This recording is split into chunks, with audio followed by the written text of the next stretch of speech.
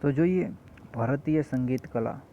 તો લલિત કલામાં શેનો સમાવેશ થાય? તો સંગીત કલા, કાવ્ય કલા, ચિત્રકલા, મૂર્તિકલા અને સ્થાપત્ય કલા. સંગીત કલા, કાવ્ય કલા, ચિત્રકલા અને મૂર્તિકલા તથા સ્થાપત્ય કલાનો સમાવેશ લલિત કલામાં થાય. સંગીત કલા એમાં ભાવ પ્રગટ કરવા માટે શેનો પ્રયોગ થાય? તો સ્વર અને લયનો પ્રયોગ થાય. વૈદિક યુગનો સમય ઈસવીસન પૂર્વે 1500નો ગણાય છે. વૈદિક યુગ સંગીત માટે એક ગ્રંથ બન્યો હતો, નારદીય શિક્ષા ગ્રંથ. નારદીય શિક્ષા ગ્રંથ એની રચના નારદ મુનિ વડે થઈ હતી. બૃહદેશીય ગ્રંથની રચના વૈદિક યુગમાં થઈ હતી, બરાબર, સંગીત માટે માતંગ મુનિ વડે. નાટ્યશાસ્ત્ર ગ્રંથ ભરત મુનિ વડે રચના થઈ, જે સંગીતનો પ્રથમ ગ્રંથ ગણાય છે. બીજા નામ નાટ્ય વેદ, એટલે કે નાટ્યશાસ્ત્રને નાટ્ય વેદ તરીકે પણ ઓળખવામાં આવે છે. સંગીતની ચર્ચા શેમાં થઈ છે? તો ગાંધર્વ વેદમાં થઈ છે. સામવેદ ગ્રંથમાં ગીત વિશેની માહિતી મળે છે. પછી સામવેદને સંગીતની ગંગોત્રી તરીકે ઓળખવામાં આવે છે. સામવેદમાં મંત્રોને ધ્વનિ અને લય સાથે ગવાય તેને સામગાન કહે છે, તેનો ઉલ્લેખ કરેલો છે.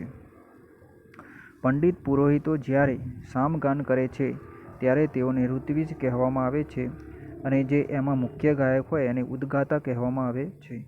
સામવેદમાં સંગીત અને રાગના કેટલા સ્વરોનો ઉલ્લેખ છે? તો 7 સ્વરોનો ઉલ્લેખ છે. પછી સામવેદના મુખ્ય ભાગ કયા છે? તો આર્યક અને ગાન. આર્યક એટલે ઋચાઓ. પછી ગુપ્ત કાળમાં એક રાજા હતા જે વીણા વાદકના રૂપે ઓળખાય છે, તો સમુદ્રગુપ્ત. હર્ષવર્ધન અને તેની બહેન રાજ્યશ્રી સંગીતમાં માહેર હતા. તમિલ સંગીતનો ઉદ્ભવ ક્યારે થયો? તો ઈસવીસન પૂર્વે 3જી સદી. અગસ્ત્ય મુનિ અને તેમના શિષ્ય વડે, એટલે શિષ્ય કોણ હતા? તોલકાપિયર. એટલે કે તમિલ સંગીતનો ઉદ્ભવ કોણે કર્યો? તો અગસ્ત્ય મુનિ અને તેમના શિષ્ય હતા તોલકાપિયર વડે.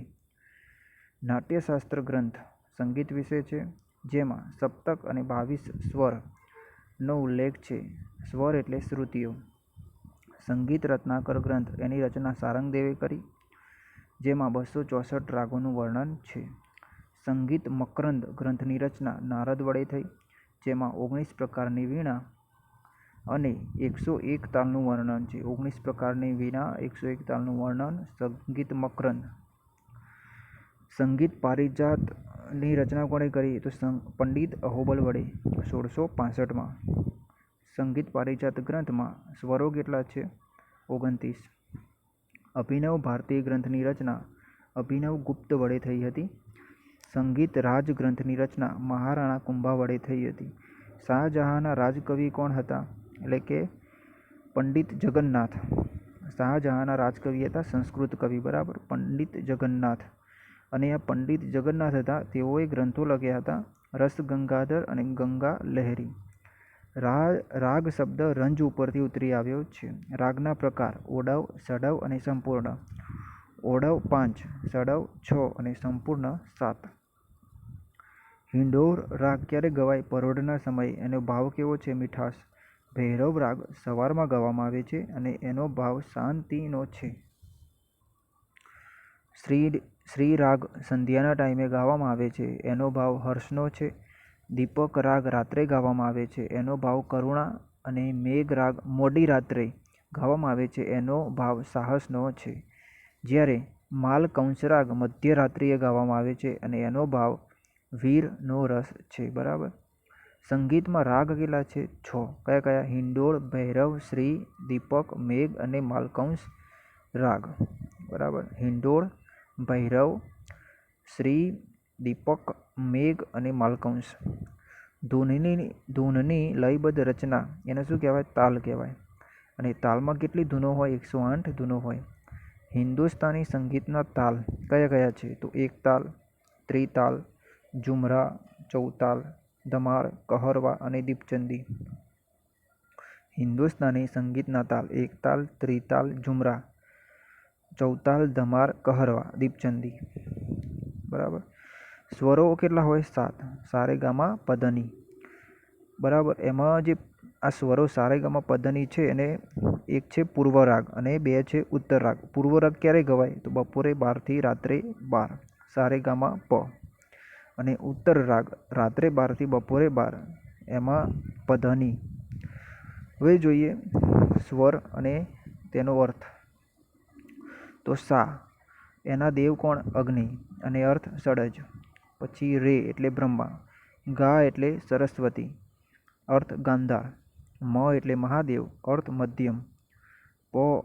પ કોને સમર્પિત છે? લક્ષ્મી માતાને, અર્થ પંચમ. ધ ગણેશજીને સમર્પિત છે, અર્થ દૈવત. અને ની સૂર્યને સમર્પિત છે, અર્થ નિષાદ. જો સા અગ્નિદેવને, અર્થ સડજ. રે બ્રહ્માજીને. પછી ગા સરસ્વતીને, અર્થ ગાંધાર.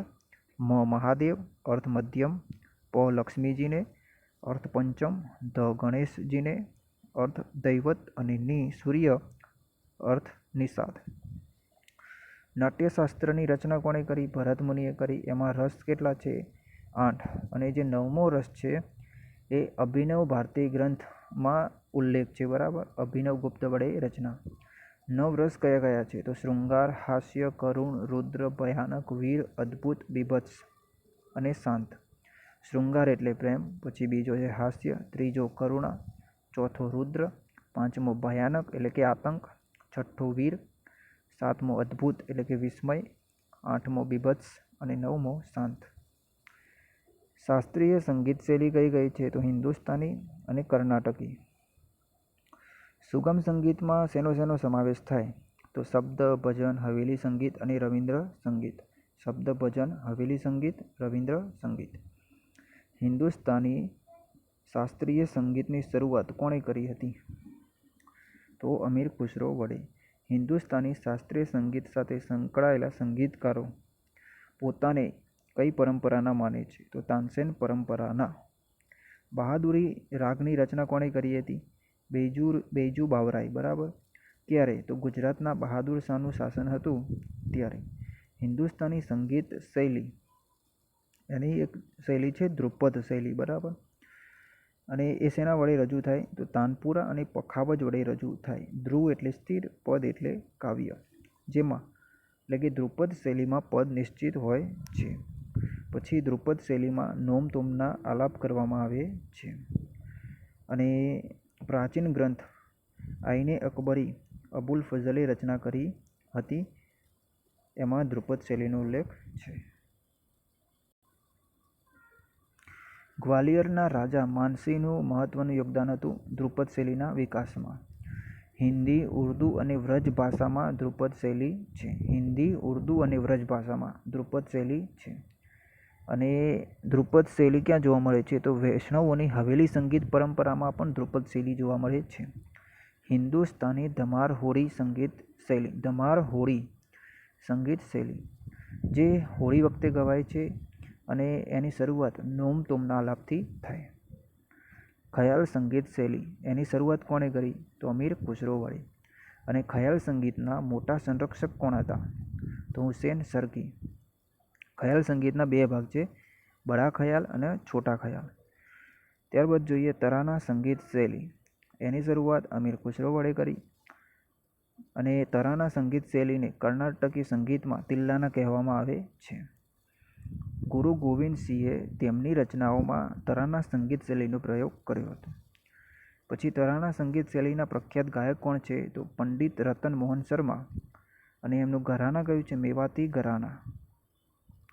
પંડિત રતન મોહન શર્મા, મેવાતી ઘરાના, જેઓ તરાના સંગીત શૈલીના પ્રખ્યાત ગાયક છે હાલમાં. પછી પંડિત મોતીરામને જે હૈદરાબાદના છે, તરાના બાદશાહનું બિરુદ 2011માં મળ્યું હતું. ઠુમરી એટલે શું? તો આકર્ષક લચકની ચાલ. ઠુમરી સંગીત શૈલીને લોકપ્રિય બનાવનાર કોણ હતા? વાજિદ અલી, લખનૌના નવાબ હતા. અને જે વાજિદ અલી હતા તેઓ અખ્તર મિયાં નામથી ઠુમરીની રચના કરતા હતા. ઠુમરીના બે પ્રકાર છે, બોલ બનાવની ઠુમરી, બોલ બાટકી ઠુમરી. પછી હાલમાં ઠુમરીના ગાયક કોણ છે? તો છિન્નુલાલ મિશ્રા. બરાબર. પછી જોઈએ ટપ્પા સંગીત શૈલી.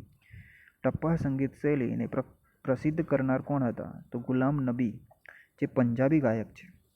ભારતીય કવ્વાલીના પિતા અમીર ખુશરો, જેમાં વાદ્ય કયા હોય? હાર્મોનિયમ અને તબલા, ઢોલક વગેરે. બરાબર. પછી જોઈએ કિરાના ઘરાનાની શરૂઆત કોણે કરી હતી? તો ઉસ્તાદ બંદે અલી ખાન વડે. અને કિરાના ઘરાના સૌથી વધુ લોકપ્રિય છે. ગ્વાલિયર ઘરાના સંગીત માટે ગ્વાલિયર ઘરાના બરાબર સૌથી જૂનું ઘરાના છે. ઘરાનાની માતા તરીકે ઓળખાય છે. અને તેની શરૂઆત કોણે કરી હતી? તો આદુ ખાન અને પીર બક્ષ. ગ્વાલિયર ઘરાના આદુ ખાન, પીર બક્ષ. દિલ્હી ઘરાનાના સ્થાપક મિયાં અજપલ, એટલે કે એના સ્થાપક કોણ હતા? મિયાં અજપલ, દિલ્હી ઘરાના. અને દિલ્હી ઘરાનાને બંજબાજ તરીકે ઓળખવામાં આવે છે. લખનઉ ઘરાનાના સ્થાપક કોણ હતા? ઉસ્તાદ મોદુ ખાન અને બક્ષુ ખાન.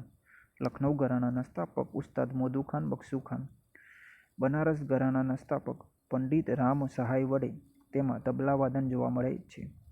આગ્રા ઘરાનાના પ્રણેતા હાજી સુજાન. જયપુર ઘરાનાના સ્થાપક ભૂપત ખાન. પછી જયપુર ઘરાના છે એ અત્રૌલી ઘરાના તરીકે ઓળખાય છે. અત્રૌલી ઘરાના, જયપુર ઘરાના. ઇન્દોર ઘરાનાના સ્થાપક ઉસ્તાદ આમિર ખાન. બરાબર. પછી ભિંડી બજાર ઘરાનાના સ્થાપક છજ્જુ ખાન અને નાઝીર ખાન અને ખાદિમ હુસેન.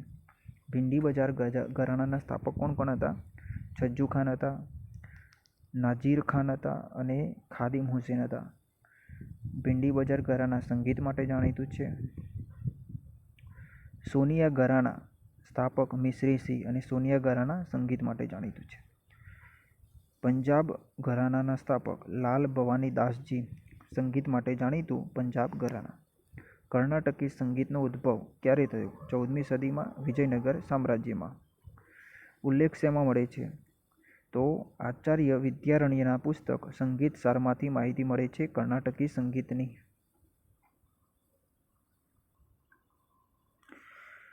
કર્ણાટકી સંગીતનો પ્રથમ લેખિત પુરાવો શેમાં છે? તો શિલ્પદિકારમ ગ્રંથમાં. કઈ સદીનો છે? 4થી સદીનો છે. અને શિલ્પદિકારમ ગ્રંથની રચના કોણે કરી હતી? ઇલાંગો અડીગલ વડે. બરાબર. શિલ્પદિકારમ ગ્રંથ પ્રથમ લેખિત પુરાવો કર્ણાટકી સંગીતનો. કર્ણાટકી સંગીતના 3 અંગો છે: પલ્લવી, અનુપલ્લવી અને વર્ણમ. પલ્લવી, અનુપલ્લવી અને વર્ણમ કર્ણાટકી સંગીતમાં 3 અંગો. હિન્દુસ્તાની સંગીત શૈલીનો આધાર શું છે? તો રાગ આધારિત છે, જેમાં અરબી, ફારસી અને અફઘાનીનો પ્રભાવ જોવા મળે છે. જ્યારે કર્ણાટકી સંગીત કૃત પર આધારિત છે. કર્ણાટકી સંગીત સંપૂર્ણ સ્વદેશી છે, બીજી કોઈ શૈલીનો પ્રભાવ જોવા મળતો નથી. કર્ણાટકી સંગીતમાં શુદ્ધ સ્વરોને શું કહેવામાં આવે? કનકાંગી અને મુખારી મેલ. કનકાંગી અને મુખારી મેલ. જ્યારે હિન્દુસ્તાની શૈલીમાં શુદ્ધ સ્વરોને બિલાવલ થાટ કહે છે. કર્ણાટકી સંગીતમાં કુલ રાગ 72 છે, જ્યારે હિન્દુસ્તાની સંગીતમાં કુલ 6 રાગો છે. પછી માંડ લોકગીત કયા રાજ્યમાં જાણીતું છે? તો રાજસ્થાન. સુગમ સંગીતની ઉપશ્રેણીઓ કઈ છે? તો શબદ, ભજન, હવેલી સંગીત, રવિન્દ્ર સંગીત. ગાંધર્વ મહાવિદ્યાલય સંગીત માટે જાણીતું છે. સ્થાપના કોણે કરી હતી? તો પંડિત વિષ્ણુ દિગંબર. ગાંધર્વ મહાવિદ્યાલય સ્થાપક પંડિત વિષ્ણુ દિગંબર. ક્યારે થઈ હતી સ્થાપના? 1901માં લાહોર ખાતે. આઝાદી બાદ મુંબઈ ખાતે ખસેડવામાં આવી હતી. અમદાવાદમાં ક્યારે સ્થાપના થઈ ગાંધર્વ મહાવિદ્યાલયની? તો 1935માં. કોના વડે? તો નારાયણ મોરેશ્વર વડે. ભાતખંડે સંગીત મહાવિદ્યાલયની સ્થાપના કોણે કરી હતી? તો વિષ્ણુ નારાયણ ભાતખંડે. ભાતખંડે સંગીત મહાવિદ્યાલય વિષ્ણુ નારાયણ ભાતખંડે 1926માં લખનઉ ખાતે. બરાબર. જો ગાંધર્વ વિદ્યાલય તો પંડિત વિષ્ણુ દિગંબર અને ભાતખંડે સંગીત મહાવિદ્યાલય તો વિષ્ણુ નારાયણ ભાતખંડે. સંગીત નાટક અકાદમીની સ્થાપના 1953માં થઈ. વડુ મથક નવી દિલ્હી, રવિન્દ્ર ભવન. ઉદ્ઘાટન કોણે કર્યું હતું? તો રાજેન્દ્ર પ્રસાદ વડે. તાનસેન સંગીતકાર હતા. તેમનું બાળપણનું નામ રામતનુ. અકબરના 9 રત્નોમાં સ્થાન હતું. તાનસેને દીપક રાગ ગાઈને દીવા સળગાવ્યા, જેનાથી શરીરમાં અગ્નિદાહ પેદા થઈ, જેને તાનારીરીએ મલ્હાર રાગ ગાઈને સમાવ્યું હતું. બૈજુ બાવરા સંગીતકાર હતા. એમનું મૂળ નામ હતું વ્રજપાલ. બીજુ બાવરા વ્રજપાલ, તાનસેન રામધનુ. તાનપુરો એક તંતુવાદ્ય છે જેમાં એક કે બે તાર હોય, તેને તંબુરો પણ કહે છે. સિતાર એક તંતુવાદ્ય છે, એની શોધ કરી હતી અમીર ખુસરોએ.